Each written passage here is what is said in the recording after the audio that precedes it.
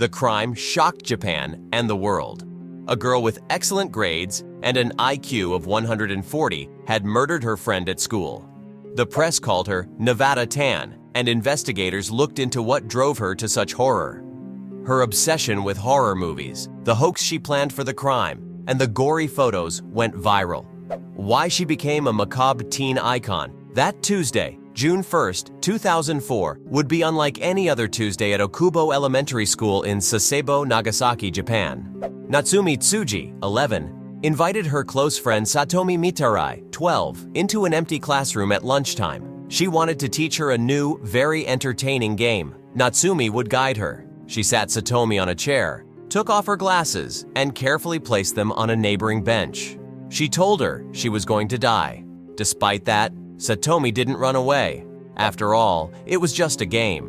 Natsumi explained that she should not look and asked if she would like a towel over her eyes. Satomi refused. Natsumi then covered her friend's eyes with one of her hands and, with the other, pulled out a sharp box cutter and plunged it into the middle of her neck. With her throat slit open, Satomi had no voice to call for help and was unable to defend herself. Natsumi continued to unleash her rage and slashed both her wrists. Satomi lay on the floor of the empty classroom, agonizing in total silence. Her assassin calmly left and walked to her classroom. On the way, she had to descend a staircase. Several students saw her descending the steps with blood on her clothes and her gray overalls. One of them took out his mobile phone and captured several images. One of these pictures, or an imitation of her, goes around the world. Natsumi walked on impassively and entered her classroom. The surprise, upon seeing her bloodied, was widespread. The teacher, who had already noticed that the two little girls were missing, panicked. He rushed off to find Satomi. Natsumi followed behind him, crying and repeating, "I have done something wrong." By the time the ambulance arrived, Satomi's heart had already stopped from massive blood loss. Everyone's shock was palpable. The murderous hands were only 11 years old. Japanese student Natsumi Tsuji was born on November 21st, 1992. Her childhood was on the surface normal. The little girl showed enthusiasm for sports and played basketball for the school team. She had excellent grades and a very high IQ. She scored close to 140 points, a score that only 0.5% of the population has. She loved playing with cats and watching movies. She looked like a healthy, happy, growing child.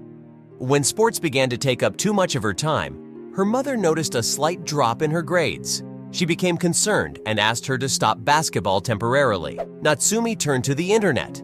She began to spend hours and hours locked in her room, watching horror movies. She became a fan of anime and manga, animated, illustrated, or printed stories, which are artistic expressions originating in Japan. One day, when she saw the Japanese film Battle Royale, she was shocked. The film was about a futuristic society in which 42 students were sent to a desert island where they had to survive by killing each other. Natsumi Tsuji became obsessed with the world of gore, a term used to refer to a genre of film where films feature extreme explicit violence. Around this time, she came up with the idea of creating her website with horror animations. It was an immediate success, and she began to make a name for herself in the gore genre. One day, she had an argument with Satomi Mitarai, her classmate and best friend. Satomi told her that she was much more popular and then posted a message on Natsumi's site calling her fat and pretentious. Natsumi was very angry and demanded an apology. Satomi paid no attention to her friend's anger and unwittingly became the focus of her growing rage. Natsumi, who had taken up basketball again, gave it up again. This time it was of her own free will. Her school grades again began to drop. In her diary, she wrote, "I don't really like playing with my friends." She became aggressive towards her classmates and her family. She kicked boys of her age and pushed them hard against walls. While this was happening at school, at home, she continued with her blog dedicated to horror. She had established herself as an online reference. She was obsessed with the TV series Monday Mystery Theater, where many people were killed with box cutters or small knives. During those weeks, she starred in a violent episode where she threatened a classmate with a box cutter. Less than a month after Satomi's fat epithet, the real revenge would come. It would be in a classroom and without direct witnesses. On June 1st, 2004, Natsumi's entire class gathered in the schoolyard for the typical annual school photo. In that photo, Natsumi is standing a couple of meters away from Satomi, while the two of them form the V for victory with their fingers. It is the last photo of Satomi alive. When the police arrived, Natsumi confessed and said she had been planning it for 4 days.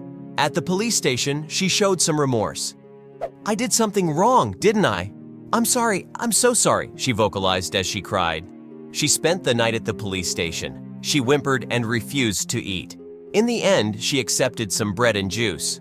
When homicide detectives asked her why she had killed her friend, she revealed that they had quarreled over messages Satomi had written to her on the internet. Because Japanese law prohibits the publication of minors' names involved in crimes, the girl's real name did not appear in the press at first, and she was called the A girl. Later, after the inscription on her overalls in her last school photo, the media renamed her Nevada. To Nevada, the Japanese added 2 suffixes tan or chan. Tan means little, and chan too, but it is more affectionate. So they began to refer to her as Nevada-tan or Nevada-chan. Her real name came to light by mistake when a Japanese TV Fuji television news anchor showing her school drawings carelessly mentioned it on air. Natsumi Tsuji. On September 15, 2004, a family court decided to institutionalize the girl because of her crime severity. She was sent to a reform school in Tochigi Prefecture and was first sentenced to 2 years in prison. While there, she was interviewed by several child psychologists and psychiatrists who conducted all kinds of tests. It transpired that Natsumi suffered from hikikomori syndrome. Those who suffer from it isolate themselves and do not want to leave their homes or have any contact with people. It was later suggested that, because of her communication problems and obsessive interests, Natsumi might suffer from Asperger's syndrome. But neither of these syndromes, the specialists said, could explain the child's aggressive behavior. On March 18, 2005, her school division graduated from primary school. The students received the classic gift album with an extra blank page. There, they could put pictures of Satomi Mitarai, the murderer, or both. Satomi's father, Kyoji Mitarai, 46, accepted the certificate on behalf of his youngest daughter. Kyoji, who was the editor of the Mainichi Shinbun newspaper in Sasebo, had lost his wife a couple of years earlier to cancer. His eldest son was now living alone, and he was left to care for his daughter, 14, and Satomi, 12. During the ceremony, a teacher placed a huge portrait of Satomi on an empty chair among the seated female students. The murderer also received a certificate, as she was expected to be reintegrated into society to attend secondary school. After 2 years in the reformatory, in September 2006, she was given 2 more years of confinement. They wanted to continue her psychological evaluation. On May 29, 2008, she was granted house arrest. The Japanese court said she had developed the necessary skills to interact with others in society, and the local authorities admitted that they were not seeking an additional sentence. In 2013, age 20, she was released and moved with her family to an unknown location. Those images of Natsumi bloodied on the stairs were seized by the police. The Nagasaki District Legal Affairs Bureau issued a serious warning to the internet community that the photos should not be disseminated. However, they were unable to prevent a number of other images that are believed to be imitations, also called cosplay, from going viral on the web. One in particular, which has gone around the world, shows her smiling, covered in her friend's blood, looking at the camera from the steps, wearing a jean skirt, white trainers, and a gray sweatshirt with the word Nevada on the chest. Inside the pocket, the bloody box cutter protrudes. The truth is that there is no certainty about the origin of this photograph. If we look at the actual photo taken that day of the whole class at school and compare it with this one, several differences can be observed. The word Nevada in the school photo has white lettering and the jumpsuit has long sleeves. In the cosplay photo, the jumpsuit has short sleeves and the lettering is grayed out. Also, the bloody girl in the photo looks older and much taller. The supposed photo of Natsumi bloody that was circulated Japan's strict secrecy about the case meant that very few photos could be considered authentic. Nevertheless, the phenomenon was unstoppable. A legion of Natsumi fans began to populate Japanese forums and spread across the globe. Her followers dedicated themselves to paying tribute to her with drawings, dolls, video games, animations, memes, songs, poems, and comics. Cosplay emulating her image became fashionable. Some fans searched for information about her and discovered where she had lived.